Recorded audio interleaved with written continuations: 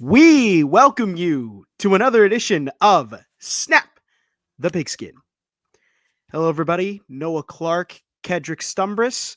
The NFL season is getting close to wrapping up. We got two more games left with the postseason right ahead. We got a lot of stuff to talk about today. The AFC North race is not wrapped up. The Steelers and the Ravens still fighting for that AFC North division title after they met last week. We're going to talk about that. The LA Rams winning and taking first place in the division. The Seahawks losing two straight, losing the division lead. We're going to talk a little bit about those two teams because they meet in week 18, if that could have some big significance there.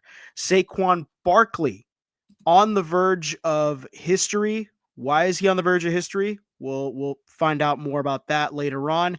And then the NFC with the 1 seed down to 2 teams here, the Vikings and the Lions. Who's going to win it? Could it come down to the last week of the season? Stay tuned. Kedrick, happy holidays. We are a few days away from Christmas. We got a lot of football to talk about, and especially after the games that we saw a couple days ago, really exciting stuff.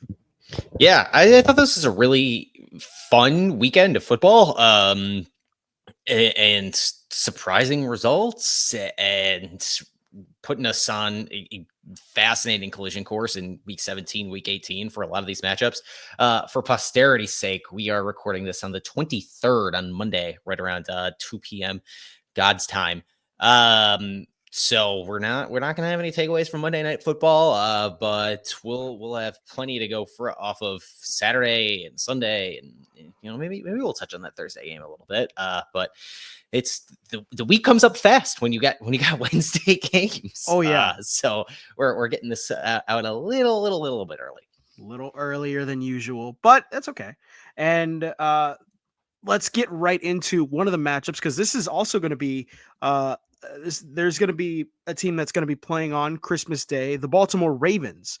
They just beat the Pittsburgh Steelers, and they are now tied for first in the AFC North. Now, this race is not over just yet. The Ravens still hanging on to try and see if they can steal the division, or I wouldn't say if you could put it that way.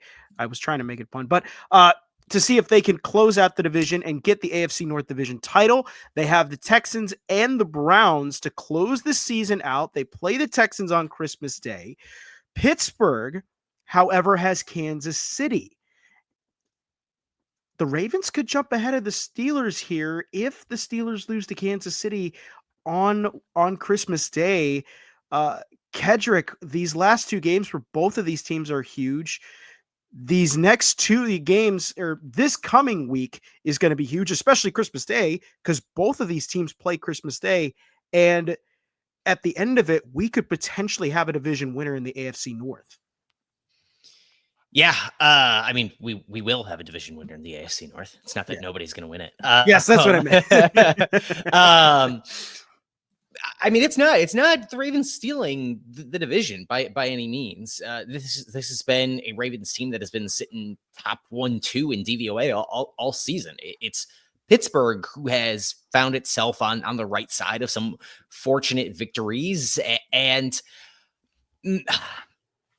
I believe I said last week on this show where we were talking about real title contenders and what we want to think about teams in the AFC, whether it be just the Bills being able to run away with it, what we think about the Lions. And I believe what I said last week was if the Ravens can really go out and score on that Steelers defense, I'm going to believe even more highly in the Ravens after I think my pick on this show is for the Ravens to make the Super Bowl. Oh no, I stuck with the Chiefs because I don't want to bet against Mahomes, but my take was ultimately like I'm not betting against Chiefs voodoo magic.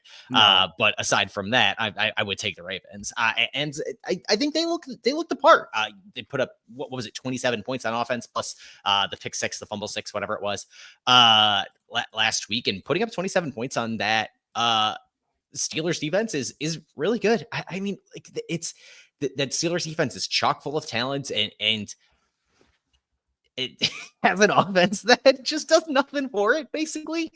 I don't understand that unit. I don't understand that side of the ball at all. I know sometimes they are high flying, but that Steelers defensive front is incredible. It's still a team that looks really good. I mean, TJ Watt is putting together as impressive a season on that side of the ball as basically any defender in the league.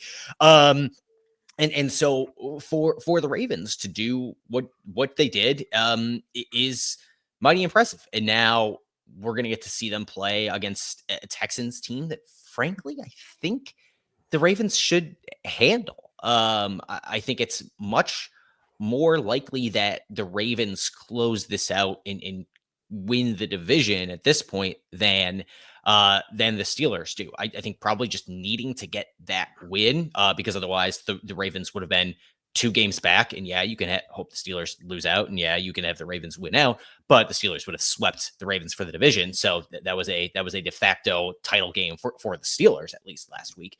And now I think the Ravens are in very, very, very, very, very solid position to go ahead and eke this out, regardless of whether or not the Steelers stumble themselves. I think do the Ravens have a tiebreaker if both teams win out? I think so. I'm looking at it because I got the Ravens schedule pulled up, and they have Baltimore has Houston and Cleveland, while Pittsburgh, on the other hand of it, has the Chiefs and the Bengals. Pittsburgh has a tougher road. Pittsburgh has the tiebreaker. Pittsburgh has the tiebreaker. And then I'm looking at the standings. Yeah, Pittsburgh does have the tiebreaker. You're right.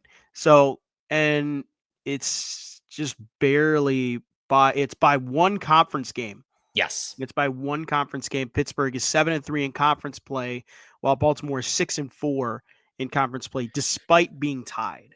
But they have to play the 14-1 Kansas City Chiefs, which Patrick Mahomes' high ankle sprain is apparently just going out there and doing it. Full participant in practice as an estimation on Sunday.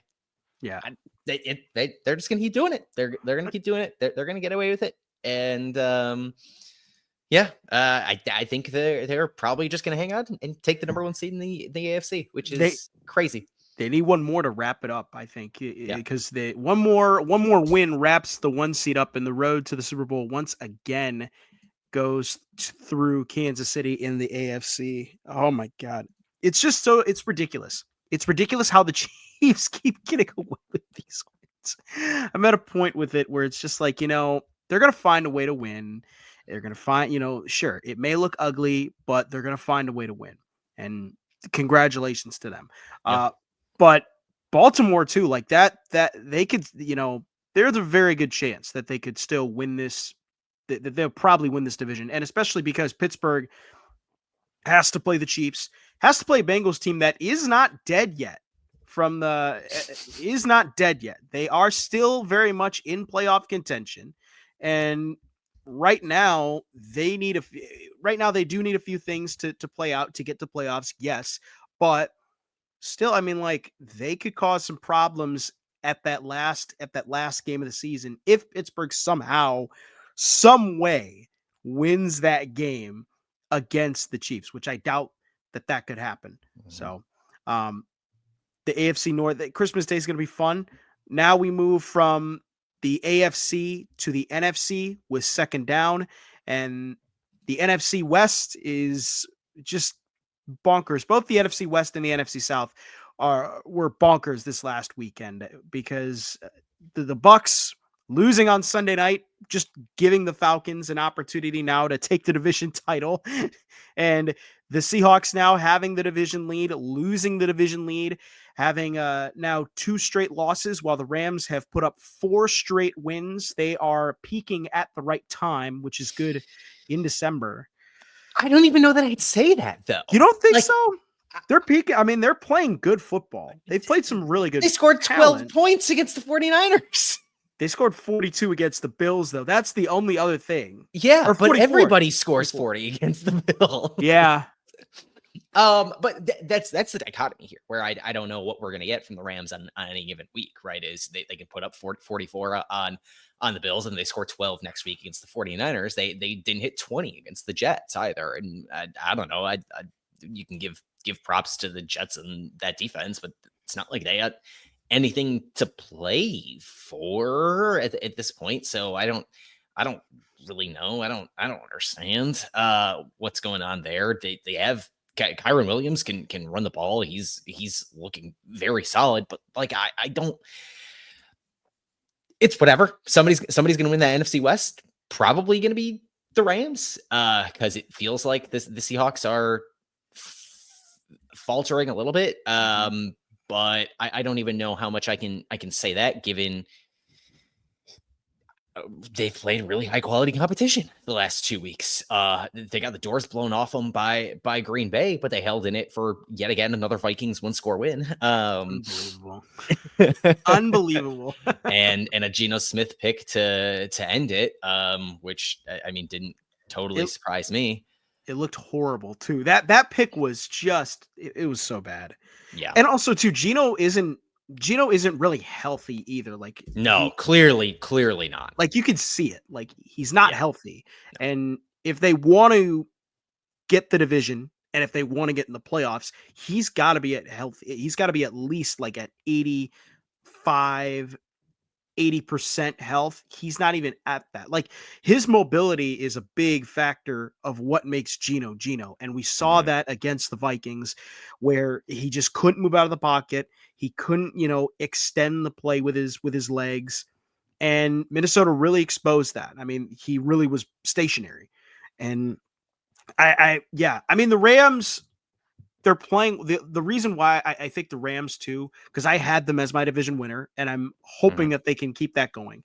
I think too, I still think too, they're playing really good football. Like, I mean, yes, it's not pretty. Like you look, they've had in this 4-game win streak, they've had 21, 44, 12, and 19, and they haven't broke over 20 in the last 2 games. I get that. But like, they're getting guys back healthy. Cooper Kupp, they didn't have for a portion of the season. They didn't have Puka Nacua for a portion of the season, and they're getting those guys back at the right time. They're getting healthier. The downside, yes, is that defense is not as good. See, but I don't know. I disagree there. Like I get that they allowed 42 to the Bills, but again, everybody is scoring and is giving up 40 to the Bills. The defense, you gave up 9 points to the Jets, and it's not that the Jets are a prolific offense by any means, but that's 9 points, and you gave up only 6 to the 49ers, and yeah, that was the 49ers who are diminished. And before that game happened, I said I'm not going to pick the 49ers to win a game without Trent Williams until I can see it. And you're only giving up 14 to the Saints, and yeah, that's a diminished Saints team, but like I don't know. The defense has been fine against everybody that's not a big contender, right? It's 42 to the Bills. It's 37 to the Eagles. But apart from that, I don't. They've looked the part, holding teams under 20 points and giving that offense a chance to win. And now because the Rams won that overtime game in Seattle, now the Rams are just this win over the Cardinals away on Saturday in prime time from clinching the division. And I was going to say, if you look at both of their schedules, like the Cardinals don't really have anything to play for, could cause some problems. They could be what Dallas was on Sunday night, where they just decide, we have nothing to play for at this point. Our season's over. Let's go try and wreck some other team's season. I could see that happening. And also too, just because Seattle plays the Bears, like I think that's a very winnable game for Seattle. I think I think they'll get right. But like the Rams need to be careful and not take Arizona lightly. That's the one thing that I will say about that. Because if they lose to the Cardinals, like week 18 that's going to be very exciting to see what happens with both, just with how this season has unfolded, how that division's unfolded. Because I think we've had multiple teams leading a division. The Cardinals were leading the division at one point. The Seahawks were leading the division at one point. The Rams now are leading the division. The Seahawks actually have led the division twice now. They let it earlier in the season, and they now are back. Then they had that slump, and then the Rams or the Cardinals got in front, and then the Cardinals fell into a slump, and then the Seahawks took over, and then the Seahawks are now in a slump, and the Rams are in front. So it's that division is so wild, and the sad part is like both these teams are going to lose probably in the first round, and one of these two teams is going to host like Detroit or and it's like, Minnesota in the first round, or the Eagles in the first round of the playoff, and yeah, it's going to be whatever. I don't know. I know people love to win your division, man. Like, get over it. Right. It feels like the same winding to me as the CFP Invitational. Like, win your conference, win games. You know, that's the point. That's the point, is to win the games on your schedule, and you wouldn't have to be a big crybaby about it. You play to win the game. Yep. Play to win the game. Yeah. Third down, Saquon Barkley and the Eagles. This is a very interesting one because we might be seeing history in the making in these last two games before our eyes. Saquon Barkley having a phenomenal year for the Philadelphia Eagles. And why is it so phenomenal? You look at how phenomenal it is. He's averaging 134 yards per game for the Philadelphia Eagles. He, right now, looking at the pace that he is on, he needs 268 yards to do it, but he could potentially break Eric Dickerson's single-season rushing record, which is 2,175 rush yards. That record was set back in the 1980s. Forgot to put the year on there, but it's been held for quite a long time. The last person that came very close to doing it was Adrian Peterson in 2000. In 2012, he rushed for almost over 2,100 yards. He fell 3 yards short of 2,100. I think it was he fell 6 yards short of the record in 2012 with the Vikings. But Saquon Barkley has really 2 games where he could break this record and then maybe add a little bit extra on. They've got the Cowboys and they've got the Giants coming up for their last 2 games. Kedrick, this is interesting with what Saquon Barkley's doing, because at the beginning of the season, like, we didn't expect much. I didn't expect much of Saquon Barkley to be playing the way he's playing. And now here we are. He's a potential MVP candidate, probably the offensive player of the year candidate, and probably offensive player of the year winner, and could break a record that's stood since the 80s for so long. Their problem right now is that yesterday they ran Saquon into the ground. Oh, yeah. And to both win games and capture the record, it's probably going to require running Saquon into the ground, and that's not a team that's going to have. They didn't win that game yesterday. No, they lost. They did. Yeah, and Jalen Hurts went out too. So right. So this is the point I'm getting around to. Yeah. With Jalen Hurts out, they couldn't do a lot with Saquon. He only averaged 1.9 yards per carry against the Commanders for the full game, despite the fact that the Eagles had over 100 yards rushing in the first quarter. And he still only managed 1.9 yards per carry on the full game, because he carried the ball 22 times for 41 yards in the final 3 quarters. Without Jalen Hurts out there, it's a different ball game entirely, right?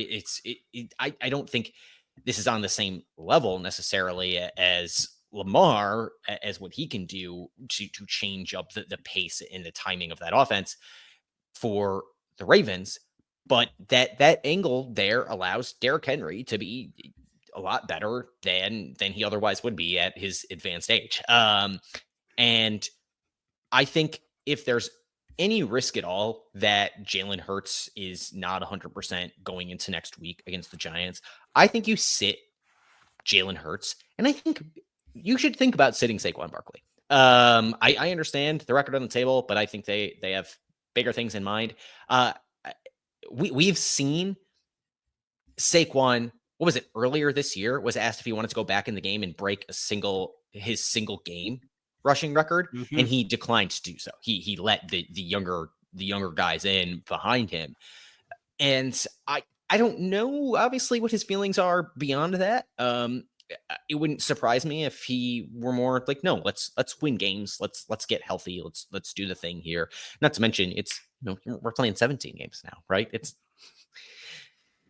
counting stats are gone in the 2020s, right? Between that and in college eligibility and whatnot, right? Counting stats are so I think it's probably more wise to sit him, let him rest. Let the Giants win a game, get themselves out of that 1 or 2 draft pick. don't let them draft a Shedeur Sanders if they want him. Let them draft a lower draft pick by letting the Giants win a game, maybe. He's been impressive all year. I wonder what their thoughts are going into the final 2 weeks of the season, given that they know after losing to the Commanders, they are probably not getting that number 1 seed. And there's not a lot of moving around that they can do in the playoff seeding with these last 2 weeks. You might just want to sit on what you got and get healthy. Yeah. And these are the 2 teams that you could easily just rest your guys, because Dallas isn't playing for anything, and the Giants, they suck. It really, like, it is curious what they will do. I mean, but then here's the other thing, and I know there's that superstition out there, but like, you rest your starters for 2 weeks, and then the postseason comes, and then you have to get them back up to full speed. Like, are you like, Kedrick? Let me ask you this: like, are you part of that superstition where, like, if you rest guys for like the last game of the season and have them ready, like, will they be rusty come playoff time? Yeah, I don't know. It feels like that is a truism where it is now more, we see more teams giving their starters like a first quarter or a first half in week 18, as opposed to sitting them for the full thing, just keeping them fresh, keeping them through the full game prep, where you are not sitting out your routine. So I understand it. Yeah. I think in this situation, it's less about rest in the traditional sense. I know there is some getting healthy built into that connotation of just rest, but I think in this scenario, we're talking more just full on get healthy for these guys like Saquon and Jalen Hurts, who really need it, who get banged up throughout the whole year. But it's not that even if Dallas has nothing to play for, they're playing. They Cooper are. Rush was playing last night. And it's not that defense bottled up Baker by any means, right? Baker threw for just over 300 yards. Yeah. And They were hitting last night. Cowboys were hitting. Yeah. They're hungry. Congrats to the Dallas Cowboys getting a home win for the first time in 2024. Huge. Woohoo! You did it right after everyone gave up on you. Amazing. Yeah, I don't know what the motivation there is to get Saquon the record or not. I think it's ultimately going to come down to whether or not they want to do it. I'm going to guess he probably doesn't get it. Based on you need 134 yard average over the last 2 games of the season. Probably don't have much at all to play for in week 18 or week 18. I think you probably sit on it and tip your cap to Eric Dickerson. Yeah, and it's not a bad move to rest him for the playoffs, because they're a pretty good playoff team this year and are going to probably host a playoff game. If they can pound the rock down somebody's throat, like they're a team that, for example, I think would run all over the Packers again. Yeah. And that's not even based on me seeing those 2 teams play in week 1, because that game was weird. It's a million years ago. It's slippery field in Sao Paulo. It's a game I mostly I was going to say it throw wasn't out. in the US. Right. I mostly throw out that game. Mhm. But given that, that's a team that I think could cause real trouble for a team like Green Bay. And in certain matchups is a little bit of a nightmare for Green Bay. I think for Detroit, given that all they have lost up front, Mhm. that's a Philly team that could really cause some problems for them. And that makes the prospect of resting guys down the stretch of the regular season more appealing, I think, given you have a real chance to make some hay in the postseason. Yeah, and they could, and especially because you look at the other teams, and this is a great segue to like their fourth down. Like the Lions and the Vikings, like they haven't played the Eagles at all. So like this is the Packers are the only team that's really kind of played them. So like this would be very interesting to see how the Eagles offense would fare with some of these other defenses, which that brings it to fourth down. The fourth seed or the one seed down to two teams here in the NFC. We have the Lions and the Vikings. Detroit winning against the Bears. They kicked the daylights out of the Bears on Sunday. It wasn't even close. Wasn't even funny. Nope. And the Vikings once again for the 31st time since 2021, they win yet another one-scored game. And I am so annoyed by saying this. They keep winning these one-score games. At some point, they just have to lose one. But man, like the last 2 weeks though, I thought Minnesota turned the corner. I really did. I really thought they had turned the corner and they were going to start looking like a team that would start blowing their opponents out. And especially with Seattle, like Seattle is banged up right now. Geno Smith was hurt. Their defense, has struggled the last couple weeks, stopping teams. And it was the same story. Like it's the same story. Once again, they only win by one score. I just don't know. I don't know with what Minnesota. Now, on the other hand, you have the fact that when these two teams met, well back into what was it, October? October, it was relatively close again, and Detroit really didn't blow them out. So I don't know, but like the last 2 weeks could be very interesting, and especially for Minnesota because they have the two hardest teams on their schedule left with the Packers and the Lions. That game, which I know you were calling for last week, you wanted that move to Pounding my fist 325 on the table, and it was you already knew what I was saying Yes. before I got there. That game was moved to 325 like you requested. So congratulations on your propaganda campaign. It succeeded. I cannot believe Sam Darnold threw a dart down the field for basically a walk-off touchdown. It was insane. Dude, he's having a career year this year, and it's ridiculous some of the throws he makes. It's I mean Like, the play to win it required Justin Jefferson to just be Justin Jefferson and beat his man one-on-one. Mm-hmm.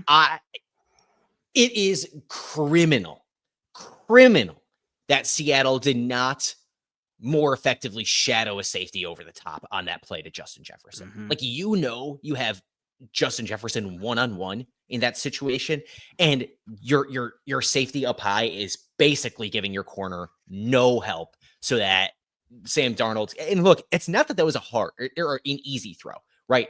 The safety still came back over, but Darnold put that spot on right between the two defenders so that Justin Jefferson could go get it, bring it down, and hit the end zone. I mean, great throw, great job by JJ to beat his man. You cannot in that situation have your safety not like. I cannot believe they didn't defend Justin Jefferson more aggressively there. It's Absurd. like it's the same Absurd. thing with every team this year. It feels like Like, I don't know how They Justin got Jefferson one gets. answer. It's not like there are a ton of great wide receivers on that team. They got a bunch of No. like decent guys, but you have to in that scenario where the Vikings can't do anything against you there. They're down 4 with a field goal. Doesn't do anything for you. That they're going to dial up a shot to Justin Jefferson. Yes. How do you? Oh, criminal activity. Oh. Yeah. And I usually don't get that worked up about like, you lost a guy, you lost one of your best, like one of the best weapons in the NFL. Sometimes you just get beat. In that scenario, bad. I was listening to, I think it was Justice Mosqueda last week after the Packers beat the Seahawks. He was saying that the Seahawks defensive coordinator, Aiden Dirty or whatever, however you say his name. He's probably going back to college. Yeah, that was Seattle's not DC. Oh. Yeah, Aiden Dirt or whatever the heck his name is, who used to be the Cowboys defensive line coach. It is more likely that he is not calling defensive plays for the Seahawks next year. Yeah, from at least from what Justice Mosqueda said, of Acme Packing Company, said on the Repack, the Packers postgame podcast that he hosts. And that's their signature. That's what Seattle's known for, is their defense. But it's just, it's so ridiculous how Justin Jefferson gets so wide open every time I watch a game. It's maddening to me. Like, he's great. Like especially the last 2 games with the Falcons and the Bears. Like the one where he just made the corner look silly against the Falcons and had 5, like he was like well out of reach for Justin Jefferson. Like, yeah, it's ridiculous. And then it makes me think. God. It makes me think about like the 2020 draft again, and just like, why couldn't we have Justin Jefferson? But then I'm like, we got Jordan. Yeah, do you want Justin Jefferson? Or you want Jordan Love? I know, but then it's like we got Jordan Love, so in a way it turned out well. But it's like, man, that would have been so nice. What continues to surprise me is that despite the fact that the Vikings keep rattling out at least one score wins over and over. I mean, it is just wins. They are 12-2 and they're top 6 team in DVOA. A lot like this Chiefs team that keeps rattling out one score wins, one after another. They've crept up in these predictives. All of a sudden, the Chiefs are 7th in DVOA. All of a sudden, like they look fine. Patrick Mahomes had a solid enough game last week, for example. I know we already talked about that. He threw the ball 41 times and was like, whatever. I think he had 28 completions. But it's that Vikings offense that gets the ball to Justin Jefferson at exactly the right time. It's Andy Van Ginkel, who has 10 sacks for that defense and now 2 pick sixes. That certainly helps. The win there. I mean, I preached that from the offseason, saying I totally get why they went out and got him as a Brian Flores defensive fit. And what do you know? He has 10 sacks in the Brian Flores defense all over again. Yeah, that's going to be great. And then the Lions are kicking and firing, kicked the Bears' teeth in. And I think they are probably going to do something similar to the 49ers, who, I don't know what they are at this point. They're a diminished shell of themselves, and that's going to be a fascinating game in Week 18 that will more than likely decide the number 1 seed, and should be a ton of fun. I'm so happy. I'm so happy the 49ers suck now. You just brought up the 49ers. I just remember, because we talked about this in August. Was it you that said this? The 49ers downfall is happening and you can't wait for it. Well, now it's here, Kedrick. It's here. Yeah. And I thought you asked the question midway through the season, and I said, no, I think they're going to bounce back because the rest of that division is so bad. Yeah. Well, the rest of the division is bad. But the 49ers It's just they're also bad. Yeah, they're terrible. But no, that is right. We did predict that this was not going to be as good of a 49ers team. It appears to be the case, and they're going to pay Brock Purdy anyways. And good luck, man. Have fun. Have Yep. fun with that. Oh, goodness. What's insane too is Detroit is still winning even without like David Montgomery, which kind of Yeah. I know this isn't on the rundown, but we should talk about this real quick because on the subject of quarterback contracts, and because we talked about it last week, Falcons are just going to cut Kirk Cousins. I did see that.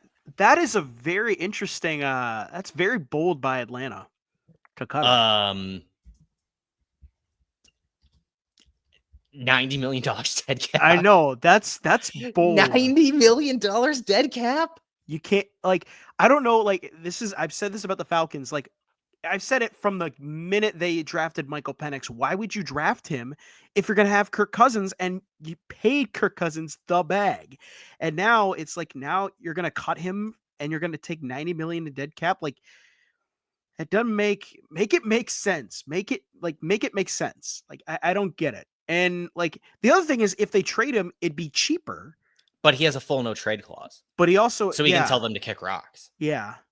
He can tell them to kick rocks, take 90 mil, and go back to I don't know, a condo in South Beach, I guess. Unreal. I mean, yeah, you trade him and it's a 37.5 million hit, but why?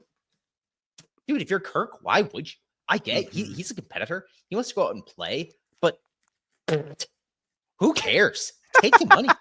And for Atlanta, I know the Kirk hasn't been great, and Michael Penix led an offense to put up 20 points, and then your defense had 2 pick sixes, but it's against the Giants, and I don't know, a rookie in his first start, 20 points, regardless of the competition, is solid. It's not. You're not going to have Kirk Cousins ride the bench behind Michael Penix. Still, so I guess you do take the dead cap hit. Unreal. It's so stupid. We all knew this was stupid. We all knew it was stupid. And it ended up still. We knew the contract was stupid. We knew it was more stupid when they drafted Michael Penix. We knew the Penix draft pick kind of on its own was stupid, considering he was old and you had this Kirk Cousins contract that you were gonna have to lead to something that looked more stupid later on. It has just been stupid on stupid on stupid, and here we are. The inevitable result of it all is what it looks like is the entirely predictable dumb conclusion that we are slowly marching ourselves toward. Unreal. Play stupid games, win stupid prizes. It is what the Falcons. But they can still make the playoffs. Yeah, and that's the funny part is they can still make the playoffs because Tampa Bay blew it last night. They blew it. Wow. I don't know which division has been more worse to watch, the NFC West or the NFC South, because both of them have just been terrible to watch this year. It's the South. It's the South by far. Yeah. Because you have the real dregs at the bottom of that division. In the Saints and the Panthers, which another Bryce Young win. Yeah. Whatever. Well, it's funny. They knocked the Cardinals out of the playoffs yesterday. Yeah. But you don't know what the Saints are going to do week to week besides suck in a new way. And they're in cap hell. Let's never forget. Yeah, I don't know. It's not pretty. Whatever. It really sucks though, because Tampa Bay, they would be a better playoff team than the Falcons. Falcons would just get the doors blown off them. Tampa Bay has at least a little bit of an offense. They have a little bit of a defensive. Their defense is a lot more physical. Yeah, like I said, Baker Mayfield threw for 300 yards yesterday. Yes. That's still an offense that can throw the ball all over the field. And I mean, they could slip up to the Commanders. That is a very big possibility. Absolutely. They could slip up, and we'll talk a little bit more about that. Yeah. Let's move on here. Get down the road. So, speaking of the Commanders, though, we do have to bring up the slab of bacon because Jaden Daniels went nuclear on Sunday against the Philadelphia Eagles. 24 for 39, 258 pass yards, 5 passing touchdowns, and which included a game-winning drive to Jameson Crowder with 6 seconds left to win it at the end. And the Commanders upset the Eagles and they improved to 10 wins. Last time they went to 10 wins was 2012. And the quarterback that was there was RG3 for the Washington, whoever that team name is. I mean, Wizards. Yeah, the Washington Wizards. The last quarterback, however, Kedrick, and I dug this stat up. The last quarterback to throw for 5 touchdown passes was Mark Rippon back in 1991. For that was, I believe, when the last time the Wizards won the Super Bowl in 1991. So, congrats to Jaden Daniels, man. Wizards won the Super Bowl. It's Michael Jordan is still on that team? No, sadly, no. All right, let's get into our pigskin picks. We got a lot of pigskin picks today. Kedrick, you are leading by a lot right now. It is not looking pretty for me on this side of the screen. No. Another game that we didn't touch on was the Chargers managing to win by a touchdown and coming back from, what was it, 17 down? They came back 17 down to the Broncos. Down. And that is a brutally bad beat, as I had the Chargers by a field goal. You had the Broncos by a field goal. And lo and behold, a fair catch free kick, is a huge difference maker in that game. Unbelievable. To keep it close as the half expires for the Chargers. And Sean Payton does his best Sean Payton impression and completely abandons the run in the second half and makes Bo Nix throw the ball 10 bajillion times after the Broncos had been successfully running the ball in the first half of that game. Ridiculous. Criminal. Cannot believe you had as bad of a beat as that one in that situation. And it doesn't even, you don't even get to make up for it on Sunday night because we both took the Buccaneers by 10. We both took the Buccaneers by 10. The first time I have picked the wrong side in a game going back to week 12 when we both took the Chargers to beat the Ravens.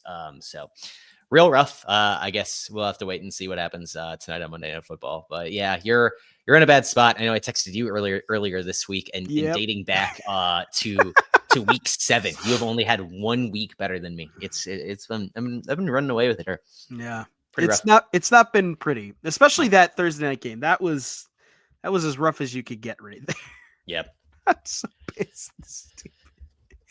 All right, let's get into it. We're gonna actually start though with our Christmas Day games because we got a couple Christmas Day games that are gonna be out on the flicks of the net.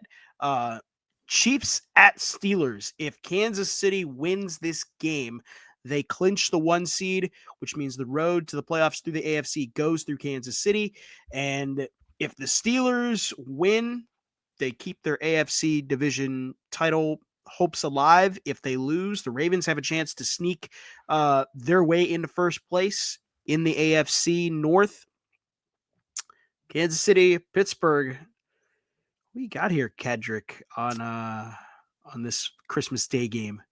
I have the Chiefs by 3. I think I am ready to start believing in the Chiefs at the right time. I'm not going to pick them bigger because I haven't seen them do it against a defense as stout as the Steelers have. That's still a really, really, really good unit.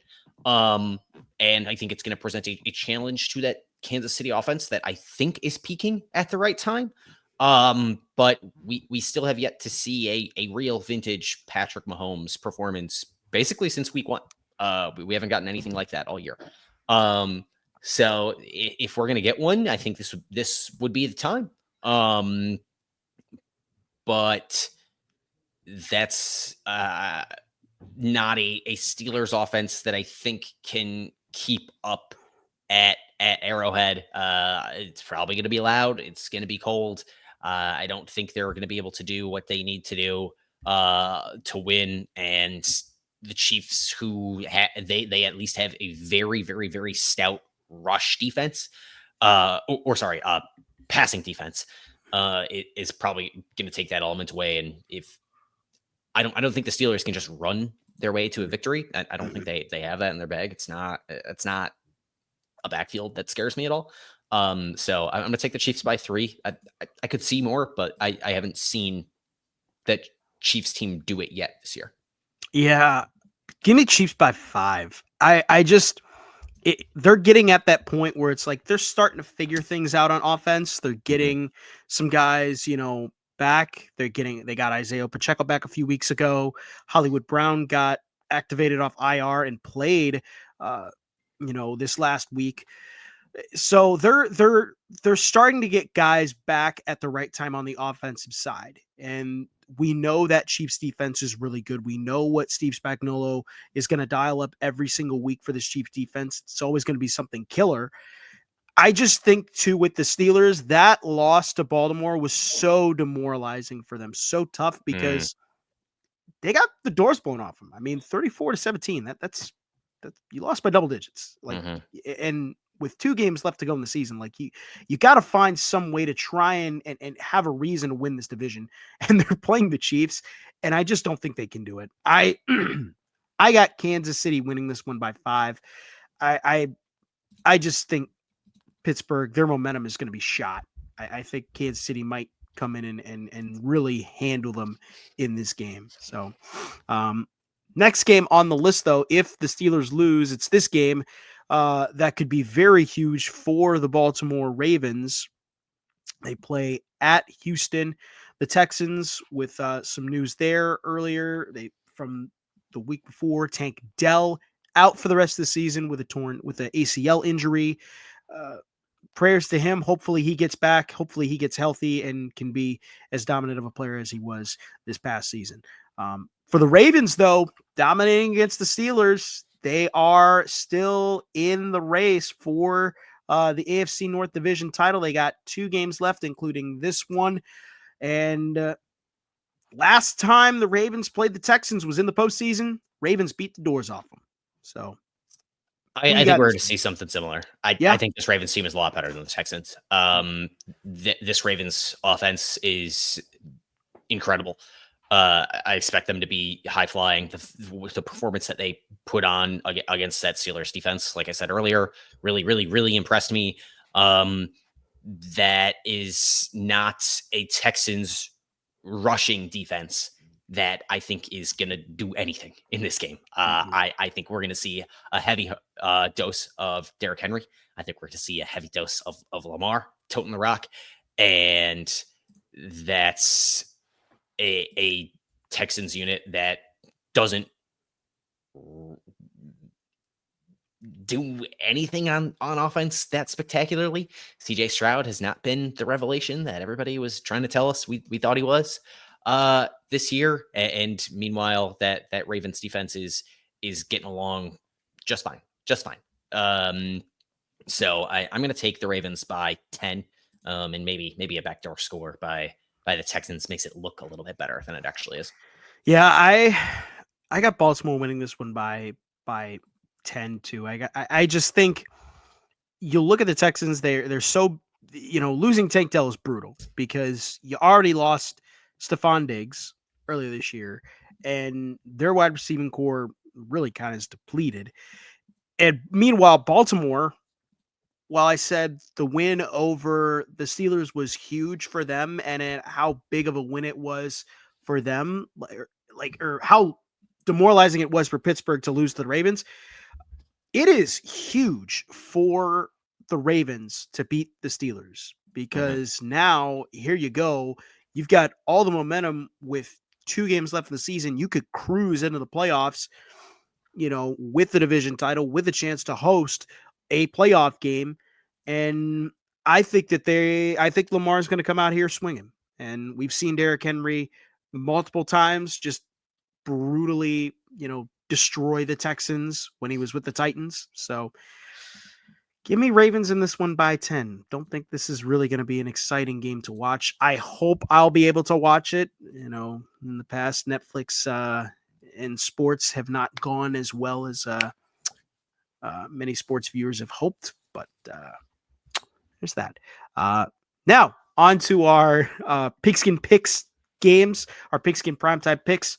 Thursday Night Football, Bears and Seahawks. Seattle losing 2 straight. This could be a get-right game for them against the Bears. The Bears have been just awful since firing Matt Eberflus. They've been worse. getting worse They look all worse. year. Worse, way worse. They look atrocious. Just terrible, terrible, terrible, god-awful bad. Like, yeah, you got doubled up by Detroit 34-17, but like it's worse than that. They haven't put up 20 points since Thanksgiving. I know that's not that long ago, but like it goes all the way back to only scoring 3 points against the Patriots, right? Like you're not. That's not good. They scored 9 in the beginning of November against the Cardinals, who have an atrocious defense, and we'll get to that in a little bit too. But like, man, for as rough as Seattle has looked the past couple of weeks, man, the Bears are just god awful. They're terrible. The offense can't do anything. I know that defense is all right, but at a certain point at this point in the season, defense is an effort game. And how much are you really willing to give an effort for? The problem is that Seahawks offense sucks. Yeah. So like the Bears could win this game just because I don't know, is Seattle going to score 20? Probably not. Probably not again. The fact that they scored 20 last week is impressive. So I'm going to take Seattle by 7. But it wouldn't surprise me if it's closer just because that's a team that can't do anything.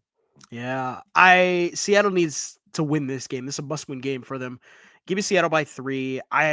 I think it's going to be relatively close. I think they've slowly started to kind of, fall apart here down the stretch, losing 2 straight, losing to the Vikings didn't help, losing to the Packers, getting blown out by the Packers certainly didn't help. And also too, like Geno is not healthy. Like if he was healthy for this game, this would be a much more of a blowout, but he's not. And I think Chicago could take advantage of that. So give me Bears. give me Seahawks by 3. Oh God, that game. This could be a rough one to watch. Now Saturday, there's gonna be 3 Saturday games this week. Cardinals and Rams is going to be an interesting one. Cardinals have nothing to play for. They got beat by the Panthers, which costed them their playoff chances in overtime. And so now they're just going to cause some chaos. And let's start here by playing the Rams on Saturday. This is in LA. I'm curious because this could be a very tight game between these 2 teams. I think Arizona, they've put some fight up. They've won some games. They've lost some games. But I've said all year, like, yeah, they didn't make the playoffs, but this team is a very fun team to watch this year. Yeah. And given, like I said, that Arizona defense is really bad. And defense is an effort game. And they got nothing to play for now. Kind of had their hearts ripped out of them last week. And that's a Rams team that did put up 40 points a couple of weeks back. I know it hasn't looked great lately, but I think we could see a Rams real blowout here. I think this has a real potential in that situation. I am hedging a little bit just because of the offensive performances the last couple of weeks, but I'll take Rams by 7. I think it could be more than that. But I don't see a world in which Arizona wins this game. No. I think the Rams are going to make this close again. They're on a 4-game win streak.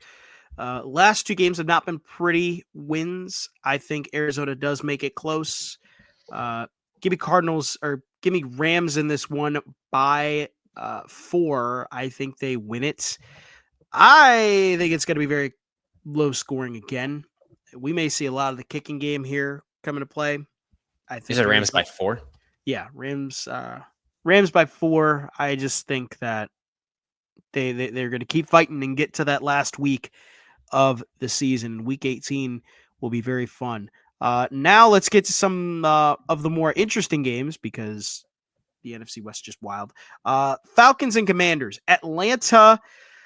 We talked about this earlier in our show about the Falcons and about the NFC South. Atlanta right now has the division lead due to the Bucs' loss on Sunday Night Football to the Cowboys. That could change really quickly. And the only reason I say this is because Tampa Bay looks more like a playoff team than Atlanta does. Now, Atlanta, all they have to do is win out, and they win the division, and they're in the playoffs. That is going to be very hard to do because they're playing a Washington Commanders team that came off a massive upset over the Philadelphia Eagles. Jaden Daniels been having a great year, and we get to see 2 rookie quarterbacks duel it out on Sunday Night Football. This should be very fun. I hope this is probably going to be Michael Penix's first big test, and I don't know. Who you got in this one? First big test on the road for Michael Penix. A defense in Washington and Atlanta that neither of which is that inspiring. No. Could make for a fun game. Yeah. It could make for a fun game. Could make for some rookie mistakes leading to some stuff that is fun, despite those defenses not being great. I think this is probably the game I'm most looking forward to watching next week. Maybe outside of Packers Vikings. I think it should be entertaining. There's a chance that neither offense can move the ball that effectively, and that makes it kind of gross. I'm going to take the Commanders by 7, though. Michael Penix was okay last week, but nothing that special.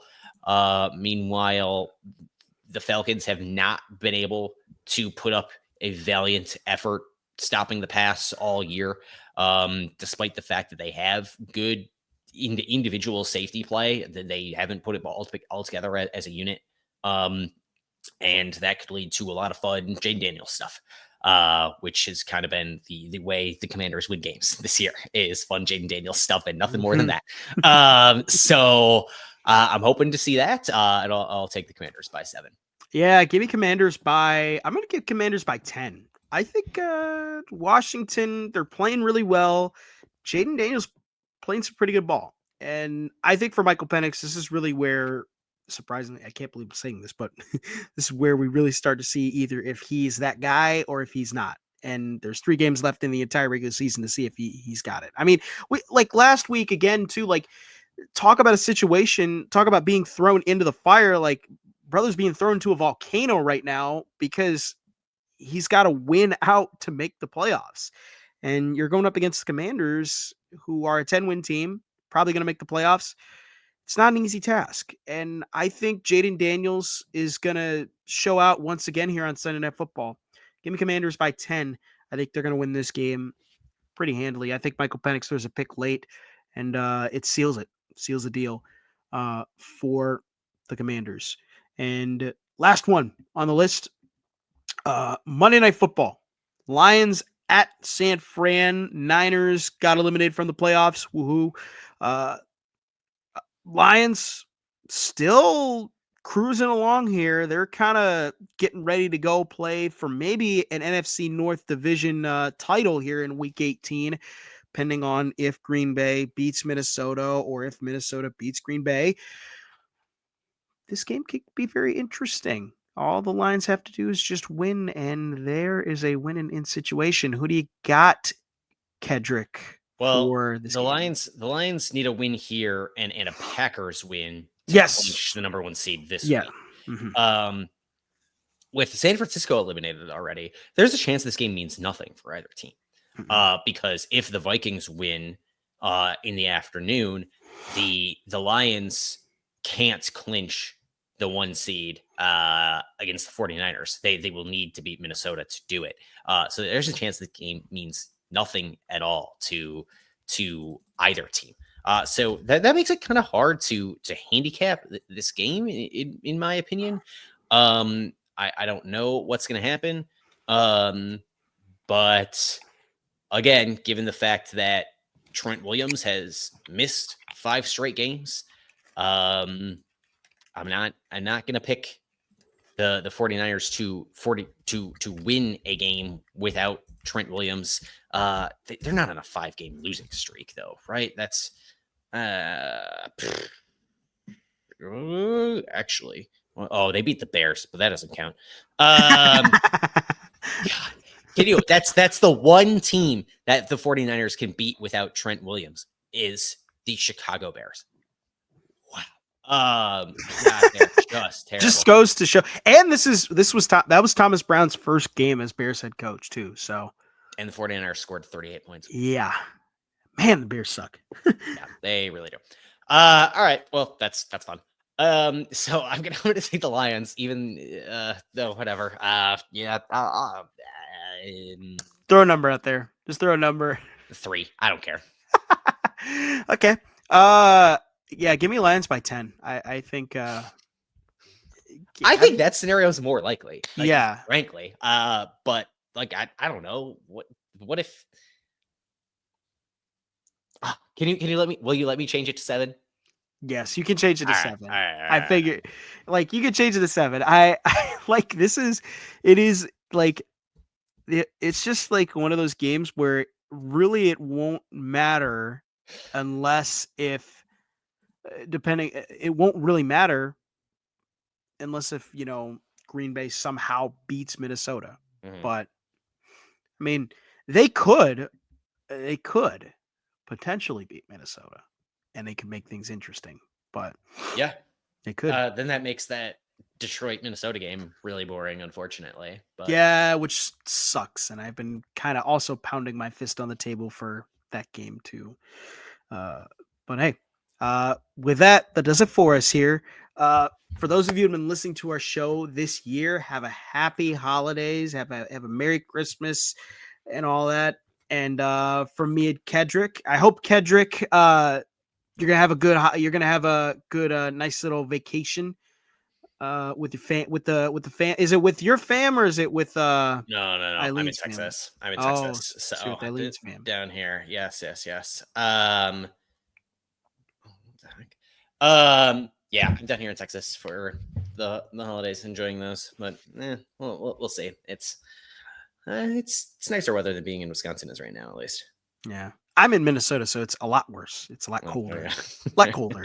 So I'm Noah, joined by Kedrick. This has been another edition of Snap the Pigskin.